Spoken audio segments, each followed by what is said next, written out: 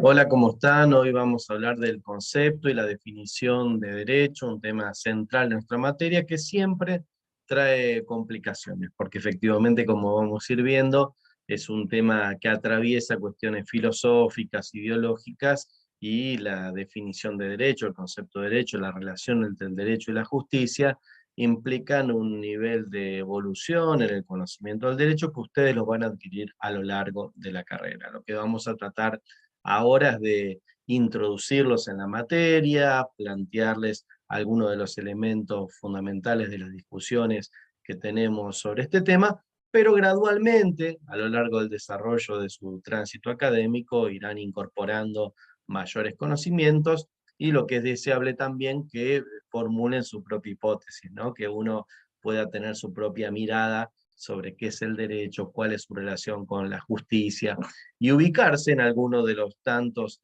espacios de miradas ideológicas que se tienen en la materia. Hoy simplemente presentaremos algunos de los elementos. Como siempre le digo, el PowerPoint que les voy a proyectar, el texto de base de esta clase virtual la tienen en nuestro blog, que es cátedradistefano.cbc.com. Igualmente, acá abajo en los comentarios yo les voy a poner los links para que puedan ingresar. Arrancamos entonces, les proyecto el PowerPoint, acá tienen también nuestras redes sociales para que ustedes puedan ir consultando directamente estos materiales, y arrancamos entonces con el concepto de derecho. Lo primero que quisiera plantearles es que desde que el hombre es hombre, la mujer es la mujer, desde que existen, sea porque Dios los puso sobre la tierra, sea que se produjo el proceso evolutivo hasta consolidarse como Homo sapiens, los conflictos requirieron de mecanismos de solución.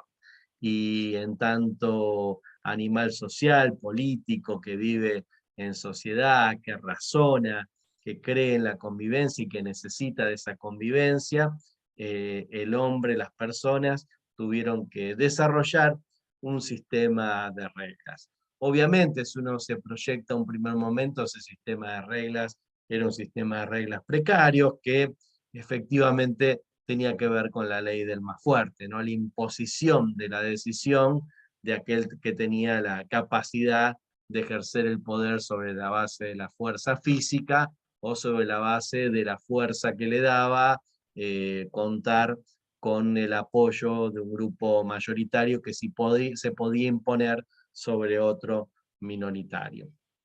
También a la hora de pensar la evolución del pensamiento y la organización de la sociedad, las religiones están muy presentes, porque efectivamente la creencia a lo largo de los siglos y en los distintos espacios a nivel global de las distintas divinidades que imponían la voluntad de Dios como la organizadora, como la, la ley divina por voluntad de Dios, o sea que las decisiones de organización de la sociedad se tomaban en un escenario superior al plano de los mortales, también ejerció mucho poder y sigue ejerciendo mucho poder en la forma de construcción de la sociedad y la forma de comprender a las normas. Muchas veces nuestras normas, aún en la actualidad, están influenciadas por la idea de la existencia de un ser superior, que muchos seguramente de ustedes, muchas de ustedes tienen esa creencia que yo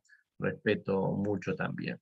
Efectivamente también a la hora de tomar decisiones, ese origen del poder para tomar las decisiones y establecer las normas a lo largo de la historia muchas veces tuvo que ver, como les decía, con el poder divino, con la organización de las monarquías, con las organizaciones que creían en sociedades estructuradas a partir de una autoridad, para luego, efectivamente, también empezar a plantearlos como un sistema de sanción de leyes democráticos, a través del establecimiento de un Estado de Derecho.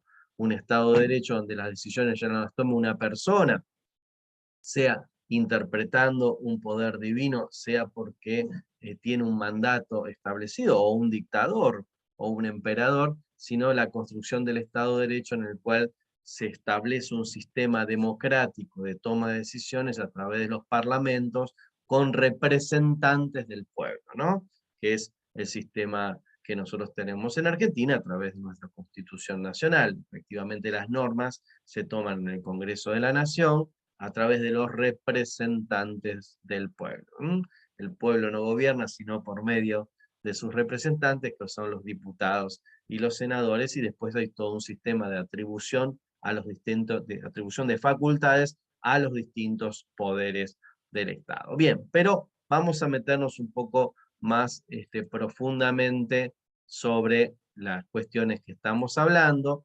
También decirles que efectivamente el derecho tal cual como lo concebimos, si bien les acabo de decir que el derecho existe desde que las personas existen, o sea, la necesidad de establecer normas de conducta que limitan el libre albedrío a los efectos que las personas puedan convivir en sociedad y desarrollar un proceso en el cual todos tengan mínimamente la misma cantidad de derechos y no haya el sobrepaso de los de unos sobre los de los otros, nosotros solemos entender que el origen tal cual como concebimos hoy el derecho se encuentra en el derecho romano, en ese imperio que se extendió a lo largo de siglos en gran parte de Europa, África y parte de Asia también.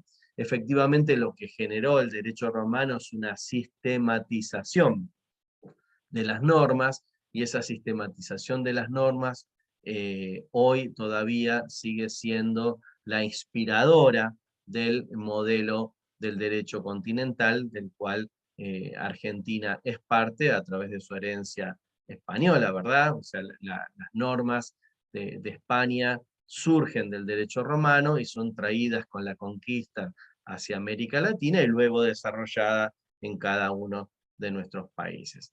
El concepto jurídico y etimológico también del derecho, de dónde surge la palabra derecho en su acepción romana, es directum, que tiene que ver con lo que está conforme a la regla, conforme a la ley, conforme a la norma, ¿sí? Es un concepto rígido. El derecho es aquello que está, aquello que se desarrolla conforme a una regla. Y la justicia, que viene de jus, es el arte de lo bueno y lo equitativo. Y acá empiecen a ver cómo hay una idea que se empieza a conjugar, que es la relación entre el concepto de derecho y el concepto de justicia.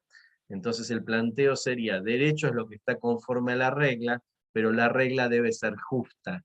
Entonces la regla tiene que ser, digamos, y empieza a ver esa diferencia entre si una regla no es justa, esa regla no es válida. Y ahí empezamos una discusión filosófica que yo apenas voy a presentar en la clase de hoy, con la que ustedes convivirán a lo largo de toda su carrera. En general, las distintas disciplinas, y me sumo a un gran profesor, Nino, ahora voy a hablar de él, definen fácilmente cuál es su disciplina. Los que tenemos en general conflicto para definir nuestra disciplina, qué es el derecho, somos los abogados. Y esto es así, no porque nos guste discutir todo, sino aquella idea, tampoco aquella idea de una biblioteca y otra biblioteca. Nos cuesta definir derechos porque cada uno de nosotros tenemos una mirada ideológica sobre el derecho.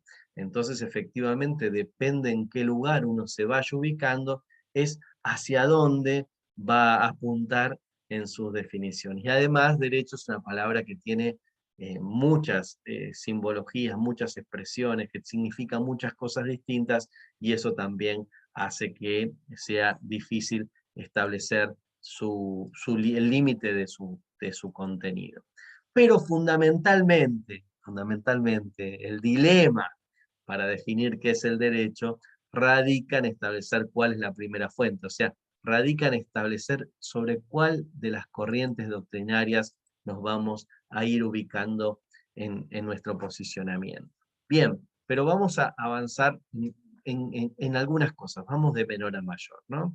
La conceptualización del derecho tiene distintas corrientes. Algunas definiciones ontológicas son aquellas que buscan en el contexto histórico, cómo se originó el derecho a lo largo de la historia, fundamentalmente se concentran en el derecho romano o greco-romano, para ser más preciso, o sea, la inspiración y bueno, y también, por supuesto, buscan también en la cultura asiática, porque la civilización nace también en los asirios, los caldeos, la cuestión en Babilonia, pero básicamente en la tradición grecorromana y en el sentido etimológico de las palabras.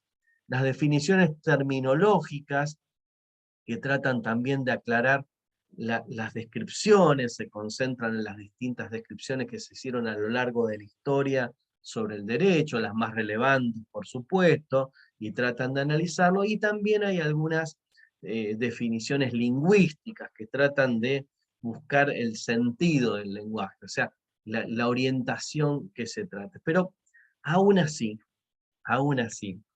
todas estas definiciones son permeadas por la mirada ideológica que uno tenga sobre la cuestión de fondo, sobre la cuestión filosófica de la relación entre la justicia y el derecho.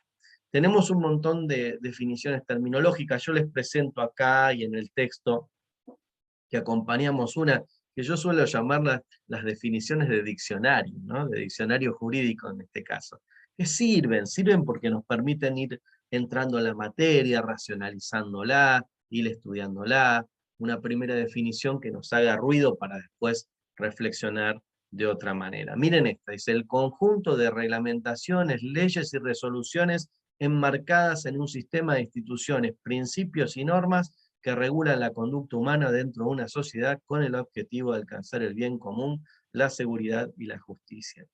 Cualquier lector desprevenido, no un jurista avesado, que lee esta definición seguramente tendrá un poco de todo, será coherente, será descriptiva.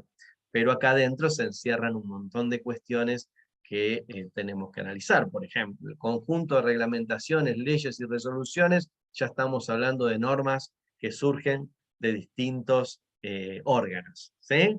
Enmarcadas en un sistema de instituciones, principios y normas. Instituciones, principios y normas, son tres cosas distintas. Principios pueden ser morales, normas son jurídicas, o sea, son aprobadas por un órgano especializado que tiene la facultad de hacerlo. Ahí tenemos una definición de fondo para verlo, que regula la conducta humana dentro de una sociedad, está muy bien, con el objetivo de alcanzar el bien común, la seguridad y la justicia. Bueno, ¿y qué es el bien común? Podría presentar. El bien es común, existe un bien común, todos perseguimos los mismos objetivos. En fin, les presento las dudas, porque justamente esto tiene que ver con la filosofía del derecho, y esto del concepto de derecho, que en nuestra unidad de hoy es muy permeado por eso. Este profe, un profe de nuestra UBA, que ya no está con nosotros, Carlos Nino, decía que esta pregunta, la pregunta es ¿qué es el derecho?, es la que le genera mayor escozor y desorientación a los propios juristas, porque tenemos que hacer lo que estoy haciendo yo, no responderla por sí, por no, por blanco, por negro, sino hacer una fundamentación de esta posición. Nino dice que hay dos motivos por los cuales genera escozor. La primera, porque hay gente, juristas, que se concentra mucho en el sentido de la palabra, en el idiomático, ¿no? Como si lo idiomático estaría relacionado, o sea, como si las palabras tendrían un sentido profundo en sí mismo.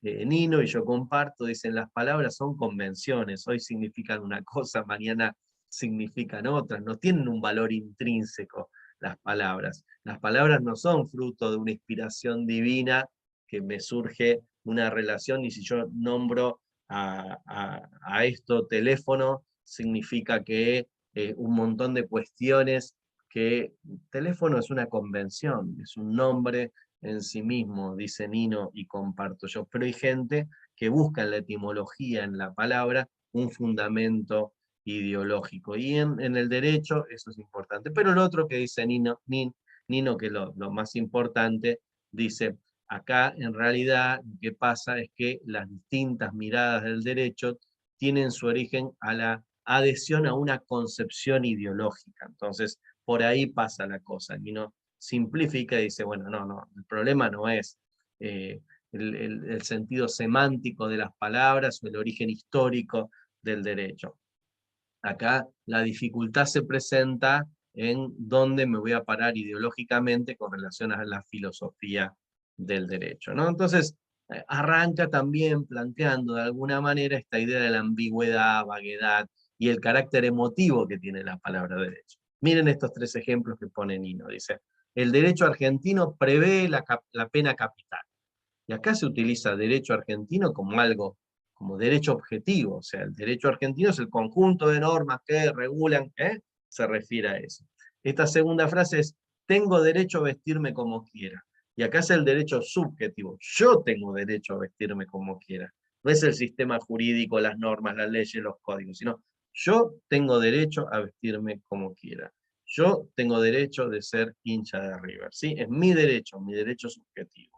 Y la tercera frase que utiliza Nino es, el derecho es una de las disciplinas teóricas más antiguas.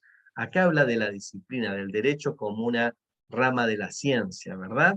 Ven cómo una misma palabra en distintas frases tiene sentido ambiguo. Igual, insiste Nino, e insisto yo también, a que el tema fundamental, la problemática fundamental para definir el concepto de derecho, radica en la relación entre el derecho y la moral, y ahora sí nos metemos directamente en esa discusión. Hay a lo largo de la historia 2 grandes ramas filosóficas del derecho. Una es el ius naturalismo y el otro es el ius positivismo, o naturalistas y positivistas como se pueden dar. El ius naturalismo plantea fundamentalmente una relación entre la moral y el derecho, ¿sí? Una relación entre que existen, es una definición de que existen una serie de principios morales que están por encima del derecho de los hombres, que están por encima del derecho de las decisiones de la propia política. Esa serie de conceptos filosóficos, morales, o racionales, como las distintas corrientes nos van a plantear, son universales, están presentes, son asequibles para todos. Miren, sobre la izquierda les puse un gráfico que es el Código de Hammurabi. El Código de Hammurabi es el primer código escrito que se conoce. Es una piedra que tiene un capitel en la cual Dios le da el Dios de Hammurabi, ¿no? El Dios asiático, el dios de Persia, le otorga al rey, el rey Hammurabi, una serie de mandatos que no dejan de ser ni más ni menos que leyes, y la piedra en su extensión está toda tallada con símbolos, que es la escritura de la época donde se establecen las leyes. Por supuesto, muy pocas personas tenían la capacidad de poder leerla, pero esa piedra estaba en la plaza principal para que esté a la vista de todos, de una manera como dándole publicidad al derecho de la época. Bien, Nino sostiene con mucha claridad que las tesis naturalistas se basan en 2 ideas. La primera es que hay principios morales y de justicia universalmente válidos y asequibles a la razón humana. Vale decir, existen una serie de principios morales, ideológicos, ¿sí?, que existen en todo el universo, y que el hombre puede descifrarlos, puede derivarlos, son asequibles, puede acceder a ellos. A través de la razón puede acceder a ellos. Y entonces va a decir, un sistema normativo o una norma no puede ser calificado de jurídico si contradice aquellos principios morales. Vamos a tener unos principios morales que establecen qué es justo y qué no es justo, y vamos a tener un sistema de normas. Un sistema de normas decretado por los hombres, decretados por las personas. Ahora, si una norma decretada por las personas contradice un principio moral, pues entonces esa norma será reputada inválida por injusta. Esta es la tesis simplificada del iusnaturalismo en sus distintas expresiones. La relación entre una serie de principios morales y de justicia universalmente válidos, y el sistema normativo que se establezcan las personas en las distintas sociedades, ¿sí? En contraposición a esta tesis está la tesis positivista. Vamos a ponerla, la tesis positivista absolutamente contrario, que establece la inexistencia de un orden filosófico, moral, ideológico que esté por encima del derecho. La tesis positivista más extrema va a decir, va a ser justo cualquier norma que sea sancionada, no importa si sea justa o no, va a decir en realidad, lo que vale es que va a ser válido, va a ser el derecho válido, aquellas normas que surjan como producto del ejercicio del sistema jurídico que se establezca para sancionar las normas. Traducido diríamos, en el caso argentino, todas las normas que emanen del Congreso de la Nación, todas las leyes sancionadas por el Congreso de la Nación, serán válidas por el solo hecho de ser sancionadas por el órgano competente, ¿verdad? Todas las normas sancionadas conforme lo establece la Constitución Nacional Argentina serán válidas, atento, fueron sancionadas conforme el régimen establecido por dicha misma Constitución. Y no tendrán que validarse con un orden moral o filosófico. Estas son las dos posiciones extremas, pero obviamente al correr del tiempo, el negro y el blanco, o el negro y el blanco, donde quieran ponerlo, se fue confundiendo en grises y empezaron a existir las corrientes mayoritarias que toman un poco de cada uno de los elementos del naturalismo y el positivismo. Sin embargo, les tengo que presentar acá algunas de las corrientes principales del naturalismo. Por supuesto, una corriente principal va a ser la teleológica, que es la que tiene que ver con el catolicismo, y pensando que si para el catolicismo Dios es la fuente de toda razón y justicia, toda aquella ley de los hombres que contradiga la ley de Dios va a ser reputada inválida. Entonces, para la corriente naturalista que abreva en lo religioso, especialmente en el catolicismo, toda aquella norma de los hombres, toda aquella ley sancionada por un parlamento que contradiga un principio religioso, un principio establecido en la ley divina, será reputado inválido, ¿verdad? Ahí tenemos, yo creo que es, en el naturalismo teleológico es el más fácil de explicarles a ustedes, porque efectivamente vamos a tener unos principios morales universales, asequibles por el hombre, que son los principios que emanan de la voluntad de Dios, asequibles por el hombre a través de la racionalización de lo que establece la Biblia y los santos evangelios, ¿sí? Y lo que se dice de esta corriente, de esta línea del naturalismo, que las leyes que sancionen los hombres no pueden ir en contra de esos principios morales, ideológicos, filosóficos, religiosos, ¿sí? Otras corrientes lo plantean en el naturalismo racionalista. Kant es el gran protagonista de esta corriente, donde dicen que el derecho natural se desprende de la naturaleza humana, o sea, centran en la naturaleza, en el estudio de la naturaleza, que el orden natural de esa el orden es asequible a partir de racionalizar cómo se desarrolla el hombre en el estado natural, el hombre en la naturaleza. Entonces, las normas que surjan de los parlamentos no pueden contradecir el desarrollo del hombre en estado de naturaleza. Esas van a ser, o sea, los principios rectores filosóficos permanentes asequibles por el hombre están en la naturaleza, ya no en la voluntad de Dios como planteaban los primeros. Y otra corriente que ya se acerca más a un punto intermedio es la corriente historicista, que tiene que ver con el análisis de los valores universales, pero ya como un proceso sociopolítico, ideológico. O sea, es decir, bueno, a ver, en determinadas sociedades existen determinados valores, determinadas discusiones filosóficas. Una sociedad para que se desarrolle requiere de consensos, de acuerdos, y esos consensos de acuerdos pueden constituir valores.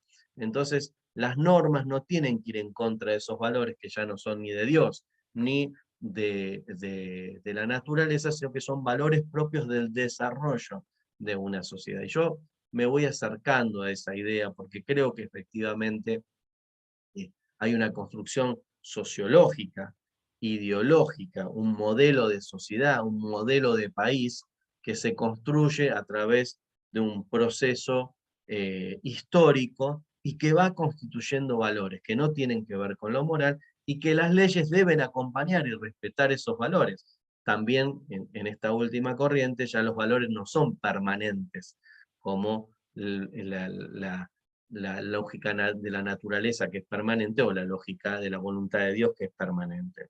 En una lógica historicista es evolutiva, o sea, esos principios, esos valores van cambiando con el tiempo porque la sociedad va evolucionando y va cambiando su pensamiento. Entonces hay una retroalimentación, así se dice, entre los valores y las normas que se tiene que ir acompañando entre sí.